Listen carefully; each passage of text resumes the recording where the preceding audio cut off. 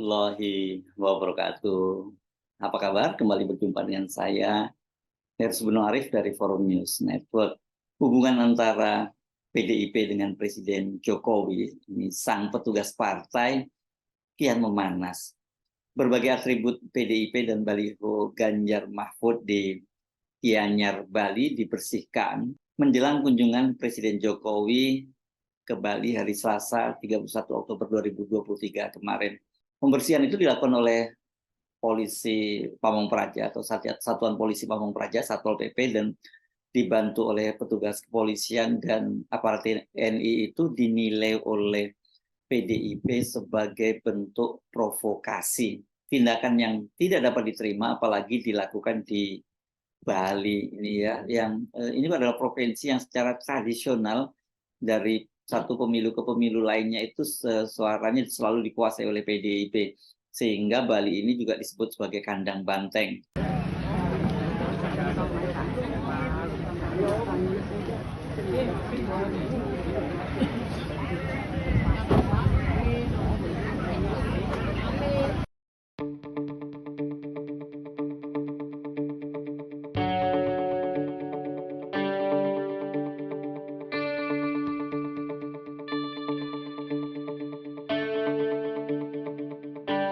Pejabat Gubernur Bali Sang Made Hendra Jaya menyatakan penertiban atribut politik itu untuk menjaga estetika selama Presiden melakukan kunjungan di Gianyar, Bali. Kalau melihat agenda kunjungannya di Gianyar ini, saya kok nggak melihat ada yang terlalu penting ya agendanya Pak Jokowi ini ya.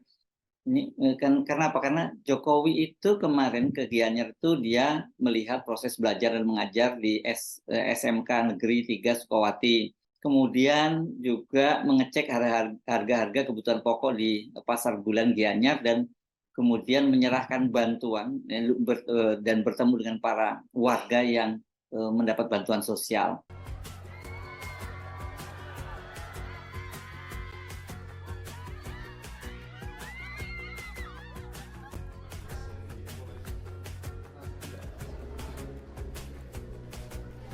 Dulu sudah terima 10 kilo, 10 kilo, 10 kilo. Kemudian yang September, Oktober, November dan dapat 10 kilo, 10 kilo, 10 kilo. Sudah berapa kali yang terakhir ini dapat? Kalau ini saya lihat memang kelihatannya nggak terlalu urgent, tapi kalau Anda amati Pak Jokowi itu belakangan ini memang sangat aktif berkeliling Indonesia dan terkesan memang seperti mau berkampanye kembali, seperti mau maju pilpres lagi nih Pak Jokowi ya. Padahal kan masa jabatan Pak Jokowi itu akan berakhir. Menurut pejabat Gubernur Bali Sang Made Mahendra, penertiban atribut kampanye tersebut itu tidak hanya berlaku untuk atribut PDIP dan juga pasangan capres-cawapres Ganjar Mahfud saja. Itu juga katanya dilakukan terhadap atribut-atribut partai lain. Tapi kan di Bali ini kan yang dominan memang PDIP dan juga Ganjar Mahfud. Jadi ya kelihatan mencolok sekali dan sangat terlihat kalau yang ditertibkan itu ya atribut PDIP dan Ganjar Mahfud. Setelah kunjungan Jokowi berakhir, kata pejabat Gubernur Sang Made, atribut-atribut partai itu dikembalikan ke tempat semula. Namun penjelasan tersebut dianggap tidak cukup memadai dan PDIP menganggap ini punya tujuan tertentu. Ketua Bidang Kehormatan DPP PDIP Komarudin Watubun menyatakan mereka akan melakukan investigasi. Kita tahu Bali itu sarangnya banteng, kandangnya banteng. Jadi kalau sampai ada yang berani melakukan tindakan begitu, itu mereka harus segera melakukan investigasi ke bawah, kata Komarudin di Senayan di Komplek Parlemen kemarin ya hari Selasa 31 Oktober. Komarudin menilai penurunan baliho itu sebagai upaya untuk memprovokasi dan dia mengingatkan agar banteng mestinya tidak diganggu jika sedang diam. Kalau banteng jangan diganggu. Banteng kalau diam jangan diganggu karena kalau dia bangun dia brutal itu banteng, kata Komarudin. Peristiwa pencopotan atribut PDIP dan juga baliho-baliho pasangan capres-cawapres Ganjar Mahfud ini kian memanaskan tensi hubungan antara PDIP dengan Presiden Jokowi. pasca pencapresan Gibran yang berpasangan dengan Prabowo Subianto itu kan retaknya hubungan atau panasnya hubungan antara Megawati dengan Jokowi ini tidak bisa lagi ditutup-tutupi. Semula ada upaya untuk meredamnya sehingga tidak menjadi konflik terbuka. Namun kalau kita amati dalam beberapa pekan belakangan ini, para petinggi PDIP mulai speak up, ya, ini mulai bicara secara keras ke media. Padahal kita tahu sebelumnya Hasto itu mengeluarkan edaran agar para kader dan tokoh-tokoh PDIP menahan diri untuk tidak bersikap provokatif terhadap Presiden Jokowi. Tapi kalau kita cermati sekarang ternyata malah dimulai dari sekjen sendiri, ya, dari Hasto Kristianto sendiri yang sudah mulai menyatakan suara sangat keras, ya, terhadap Jokowi dan keluarganya.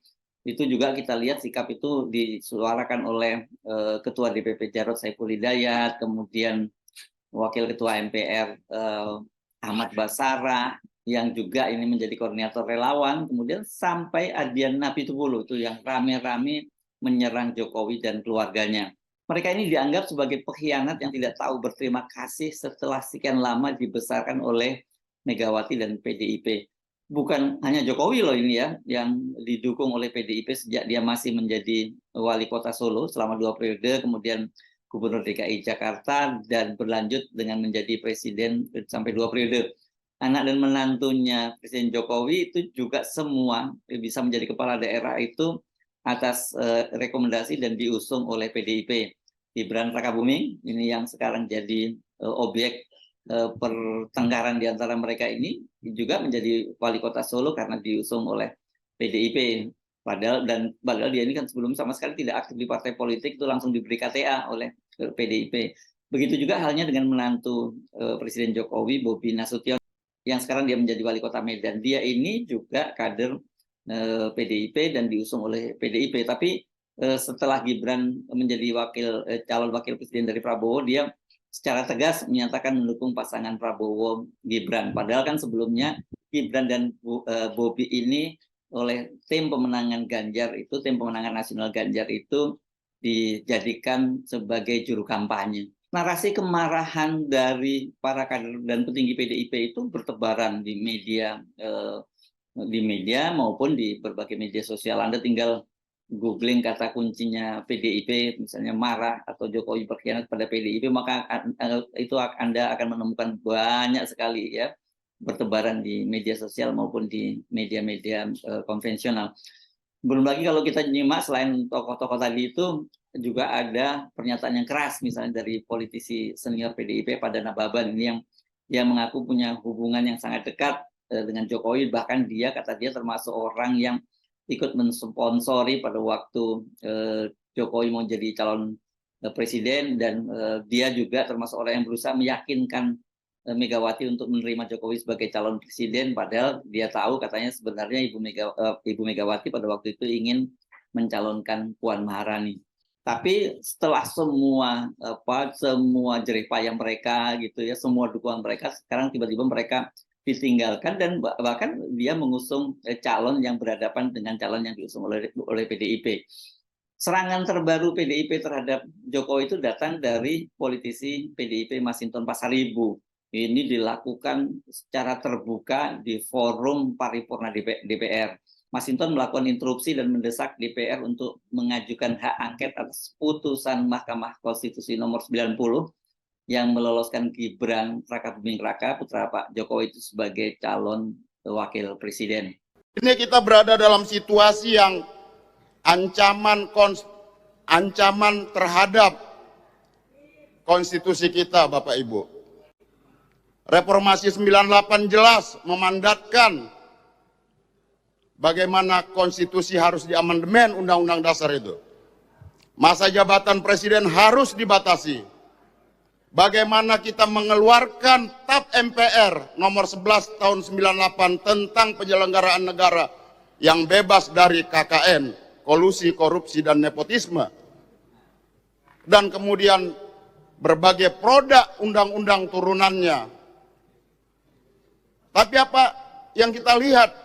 Putusan MK bukan lagi berdasar dan berlandas atas kepentingan konstitusi. Putusan MK itu lebih pada putusan kaum tirani, saudara-saudara.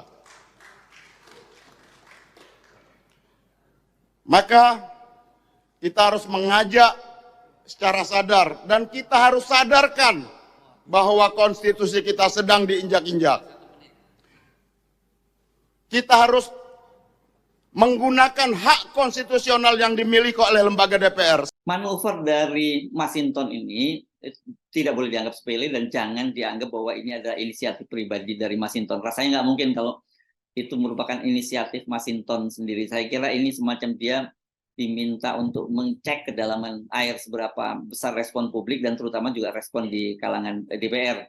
Karena jika hak angket itu disetujui oleh DPR, maka peluangnya untuk memakzulkan Presiden Jokowi itu, untuk mengimpeachment Presiden Jokowi itu jadi terbuka. Dan potensinya, seperti saya sebutkan sebelumnya, memang sangat besar karena sekarang ini Jokowi tidak lagi didukung oleh mayoritas partai di parlemen. Jadi sekarang ini sebenarnya posisi Jokowi di parlemen sangat rentan dan posisinya tertekan karena kalau kemudian koalisi pendukung Ganjar dan Mahfud itu bersatu dengan koalisi perubahan yang mengusung Anies Baswedan dan Caimin, itu komposisi di DPR-nya mereka sudah lebih unggul dibandingkan partai-partai yang mengusung Prabowo dengan Gibran. Merespon makin tingginya tensi ketegangan antara PDIP dengan Jokowi, Ketua DPP PDIP Puan Maharani tampaknya masih mencoba meredamnya. Dia menyatakan nggak ada pecah kongsi, nggak sama sekali, semuanya baik-baik saja, kita saling menghormati, saling menghargai, itu kata Puan. Dia juga ketika ditanya oleh wartawan, betulkah situasinya panas, dia malah balik bertanya, siapa yang panas ya? Kemarin di hari santri saya bertemu dengan Presiden, acaranya kemarin di Surabaya, itu kata Puan Maharani ketika menggelar jumpa pers di gedung DPR RI di Senayan hari Selasa kemarin, tanggal 31 Oktober 2023. Merespon munculnya kemarahan PDIP karena atributnya dicopot, Presiden Jokowi mengingatkan agar pemerintah daerah itu berhati-hati dan dalam setiap kali melakukan penertiban atribut kampanye itu harus membangun komunikasi yang baik dengan partai politik. Pemindahan beberapa atribut partai-partai itu mestinya pemerintah kabupaten, kota, serta provinsi minta izin kepada pengurus partai di daerah. Berkomunikasi dengan pengurus partai di daerah. Itu kata Jokowi di Balikpapan hari ini, Rabu tanggal 1 November 2023. Saya tadi memperoleh informasi dari Gubernur Provinsi Bali mengenai kemarin ada pemindahan atribut partai dari lokasi di mana saya datang. Ini perlu saya sampaikan bahwa pemerintah daerah, pemerintah provinsi, pemerintah kabupaten, pemerintah kota, pemerintah pusat, semua harus netral. ASN semua harus netral, TNI semua harus netral, Polri semua harus netral. Oleh sebab itu, pemindahan beberapa atribut partai-partai itu mestinya pemerintah kabupaten dan kota serta provinsi minta izin kepada pengurus partai di daerah, berkomunikasi dengan pengurus partai di daerah. Jangan sampai nanti terjadi miskomunikasi dan menjadikan semuanya tidak baik.